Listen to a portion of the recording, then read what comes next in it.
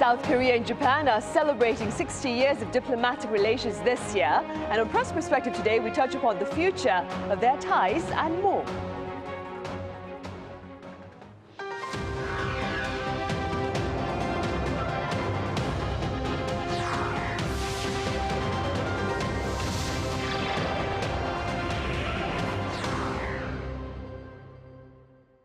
Hello and welcome. Hope you had a good weekend. It's Monday, June 23rd here in Seoul. I'm Min Sunhee. On this edition of Press Perspective, we talk about ties between Seoul and Tokyo as their governments mark 6 decades of diplomatic relations. For this, I have Steven Borowiec with Japanese weekly news magazine Nikkei Asia here in the studio. Steven, welcome back. Nice to be here. Thank you. I also have Koichi Yonemura with Japanese newspaper the Mainichi live on the line. Koichi, as always, it's a pleasure to have you with us. Thank you for having me. Right, Steven, we will start here. Let's begin with the summit, Steven, between President Myung and Japanese Prime Minister Shigeru Ishiba on the sidelines of the G7 summit in Canada last week. What was addressed and what aspects of their agenda made headlines? I think the thing that got the most domestic attention here in Korea was Lee's comment that they are kind of similar to neighbors who share a front yard. That was just like a kind of nice way of framing that despite whatever differences these two sides might have, they are located in the same part of the world. And just as one wants to get along with a neighbor for mutual benefit, it behooves both Seoul and Tokyo to try to get along. But beyond that soundbite, I think to me, the bigger context was that Lee has not always been very in favor of engagement with Japan. He comes from the sort of left-wing camp here in Korea that is over the years been a little bit skeptical of Japan, has kind of wanted to see deeper shows of contrition before meaningful interaction. But that's definitely not the tone that he is striking early in his term. It's a little bit surprising that just quite so early in his term, he's not made any of the kinds of criticisms of Japan that he's made in the past. He was quite critical of previous President Yoon Suk-yeol's summitry with Japan, and he kind of argued that Yoon was yielding too much and was failing to get a proper response from Japan that and he was sort of pushing the idea that more engagement with Japan should be contingent on these progress in these other areas, like on historical issues and some of the other things that have customarily complicated ties. And then just another bit that Lee said that I thought was noteworthy was he said that cooperation between Seoul and Tokyo is particularly important amid a changing international environment. And he didn't specify exactly what he meant there, but we can probably take that to mean as we're seeing conflict in the Middle East, as we are seeing the effects of tariffs imposed by the United States, there's a lot of challenges in the world, and in South Korea and Japan, you have these two export-dependent market economies, both of which have to import all of their energy, both of which are dealing with demographic challenges.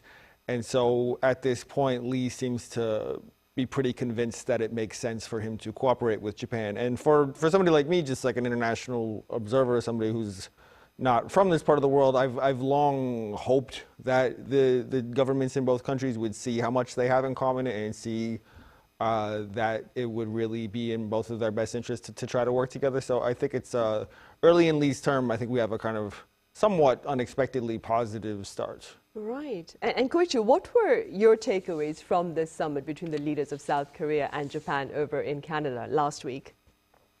Actually, I just totally agreed with what Steven said.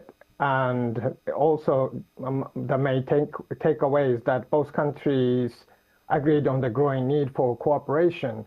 And of course, as Steven mentioned, that this comes in the context of global instability, such as US-China tensions, Middle East, and Trump tariffs, and also Russia's invasion of Ukraine. So as the international order becomes more unstable, obviously, the two countries are being drawn closer, whether they like it or not. So they share the view that cooperation is no longer optional. That's my understanding. And also, to support this, they agree to carefully manage historical issues that have caused repeated tension. And also they aim to, instead, they aim to increase areas of practical cooperation. So, and they also reaffirmed the importance of shuttle diplomacy. And this was a bit surprising because this was former President Yoon restarted the practice, and President Lee also expressed this time his intention to continue.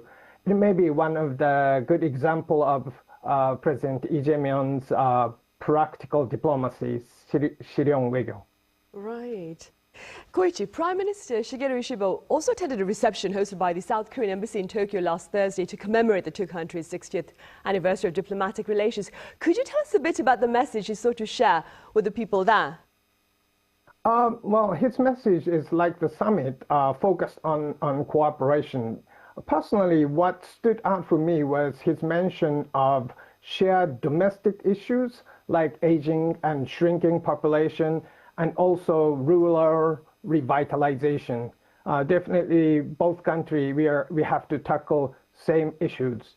And what was surprising was Ishiba has just returned from G7 in Canada, and I heard that from government officials that Ishiba himself insisted to adjust his schedule to attend the reception, and not only the Prime Minister Ishiba, but the former Prime Minister Kishida and Suga also attended, and so did 6 current cabinet members, including the Chief Cabinet Secretary, Foreign Minister, and Defense Minister. This level of attendance was unusual. And of course, one reason may be that Korea's ambassador to Japan, Ambassador Park Cho-hee, is very well known in Japanese political circles as a distinguished political scholar. But more broadly, it also signaled that the Japanese government takes relationships with South Korea very seriously. Right, good to know, Koichi. Steven, a similar reception was hosted by the Japanese embassy here in Seoul last Tuesday. Now, fortunately, President Lee Jae-myung was in Canada and unable to attend, but I believe he did send a message to mark the occasion. Could you tell us a bit about that? Yeah, he sent a video message. And I mean, I think we could say a lot of the same things about this event that we could say that Koichi-san just laid out when it comes to the event taking place in the other country. The takeaway, it was all very diplomatic speak in terms of, wanting to have a future-oriented view, kind of commemorating the past 60 years and then pledging to work together for 60 more years. Nothing in it was particularly surprising, but just looking at it a little more closely, I thought it was noteworthy that Lee used the term key partners. He said, the two countries are key partners when it comes to their economy, when it comes to various other things. I think he positively, perhaps not in this message, but he has also positively alluded to trilateral defense cooperation with the U.S.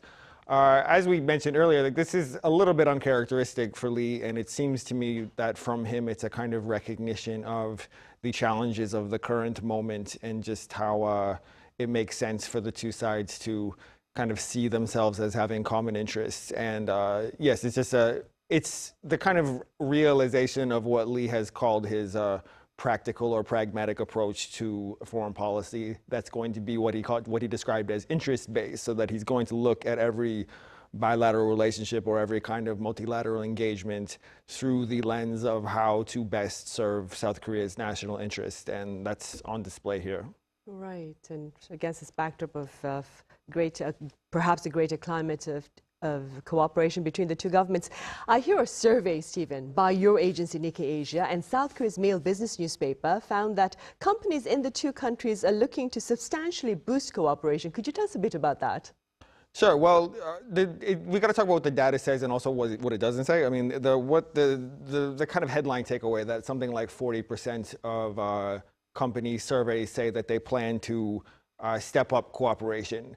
There was that, but I would also flag that if you look a little bit further down the results, it also says that there are none of them who plan to reduce their cooperation. So the ones that do not answer that they're going to step up cooperation, there could be a range of reasons for that. It's not necessarily because of anything in the political environment. It's not because they wish to make a statement on the state of affairs in the bilateral relationship. This is business. It's distinct from diplomacy. But I think what the data tells us is that there is a fair bit of overlap and there's a fair bit of potential for interchange between the two sides. I don't have the trade data in front of me, but as we all know, in 2019 there was a quite extensive boycott movement in South Korea, where on a commercial level, like on a company-to-company level, due to some government restrictions, and also on a person-to-person level when it came to consumer behavior and travel back and forth, there was a significant reduction in cross-border economic interchange. That's clearly no longer the case. It seems as though those tensions have subsided, and perhaps with the background of the international challenges that we've alluded to earlier, businesses on both sides are seeing that in an age of when trade is getting more expensive, when trade is getting more fraught in any number of ways, especially when we see what's happening with the Middle East and the possible allusions to restrictions in the Strait of Hormuz, and these two countries their economies being reliant on shipping things out and getting things in. There's just a fertile ground for them to explore possibly easing those complications by working directly with each other. So I think it's all just common sense at this point. Right, for sure. Meanwhile, Koichi, on the defense front, South Korea, Japan, and the US last week conducted an aerial drill, I believe. What is the significance of such joint training sessions, keeping in mind, of course, the evolving geopolitical landscape? Yes. On June 18, the US, South Korea, and Japan had a joint air drill in international waters of south of Jeju Island, and South Korea's F-15 and the US F-16 and Japan's F-2 fighters participated. And they said that the goal was to strengthen deterrence against North Korea and North Korea's nuclear and missile threats. But what is significant was this was the first trilateral military exercise since President Lee Jae-myung took office.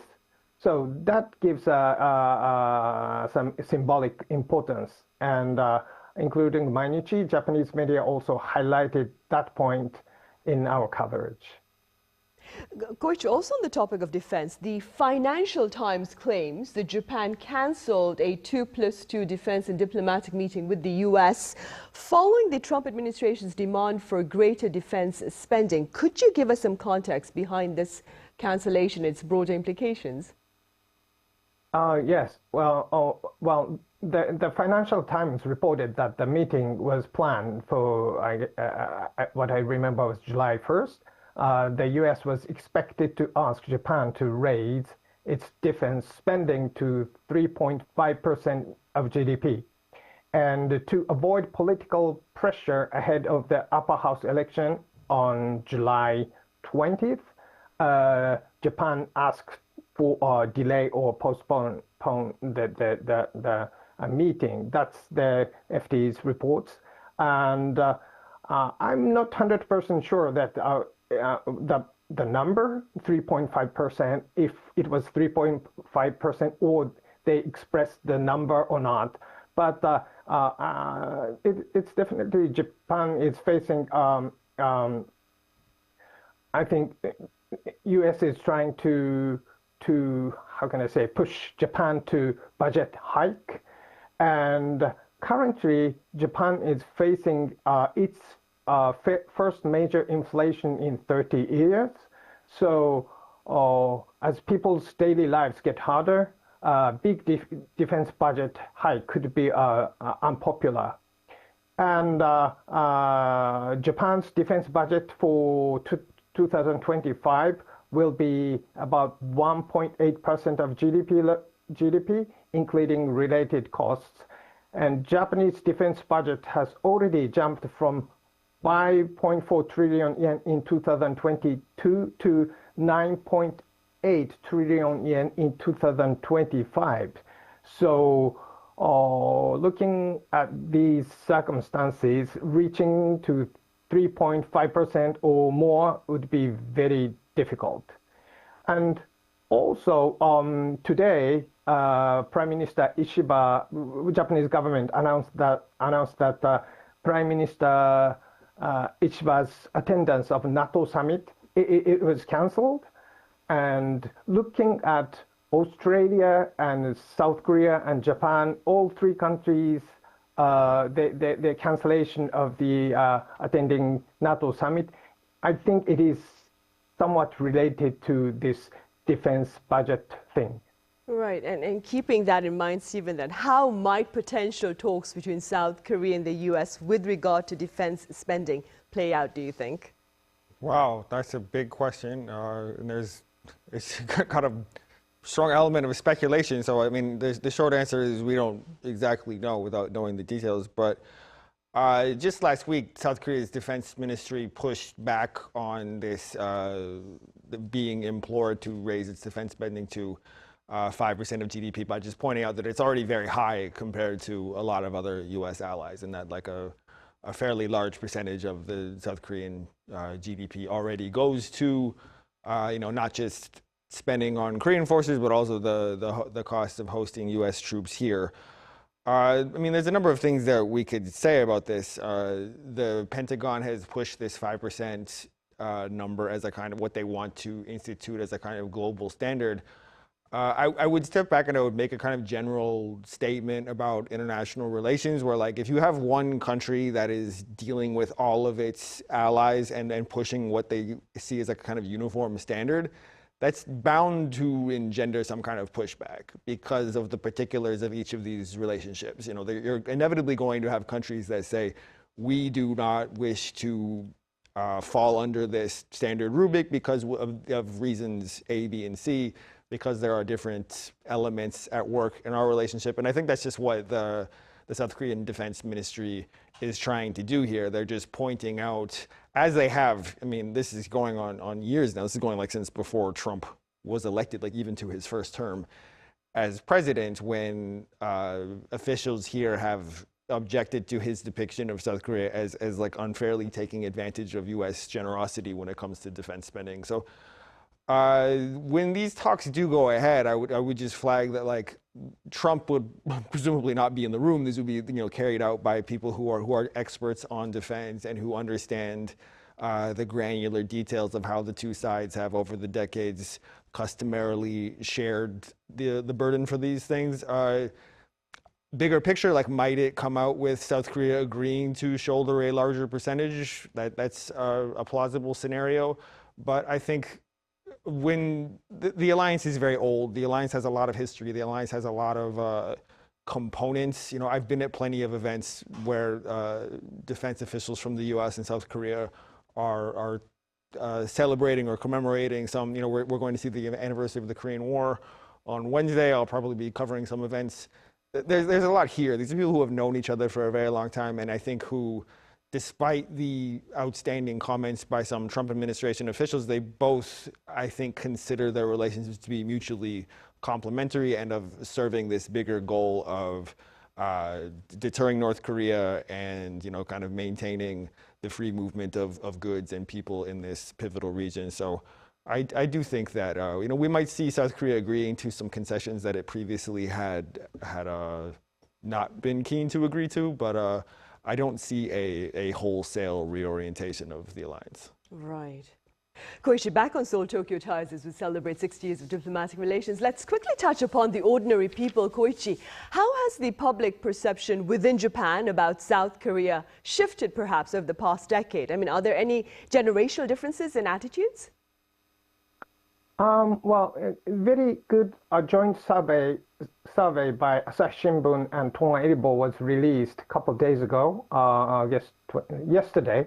Unfortunately, it's not from Mainichi or Nikkei, but it was a good survey. And according to that survey, in Japan, those who said they like South Korea rose from 10% in 2015 to 19%, up 9 points in 2025.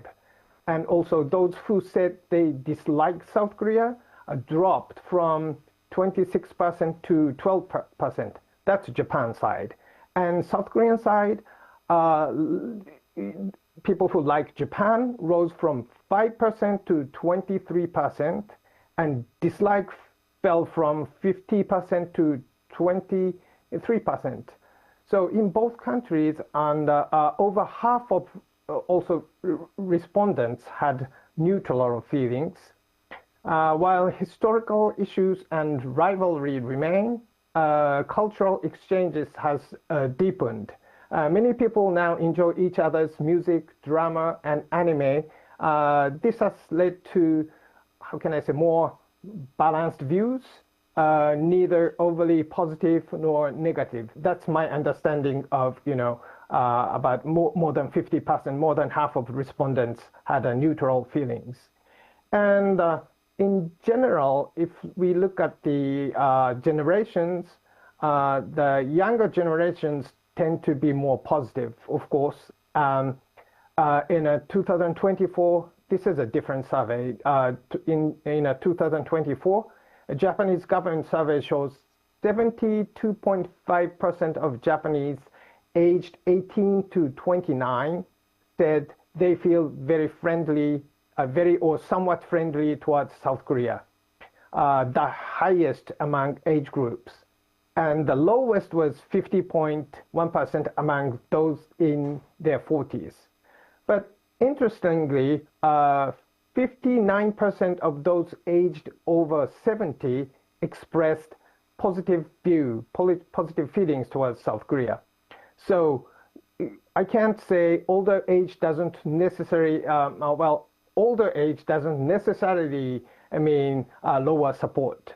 Perhaps my understanding is if you have more free time, then that time allows to enjoy Korean music and Korean drama, and gives you some positive attitudes towards South Korea. Right, Koichi, quite a number of pundits here in the country also say that cultural diplomacy has served to bring the two countries together. All right, thank you so much, Koichi, for your time and your thoughts today. Thank you. Right, and here in the studio, Steven, thank you very much for your insights. Thank you. All right, well, on that note, we end this edition of Press Perspective. As always, thank you for watching.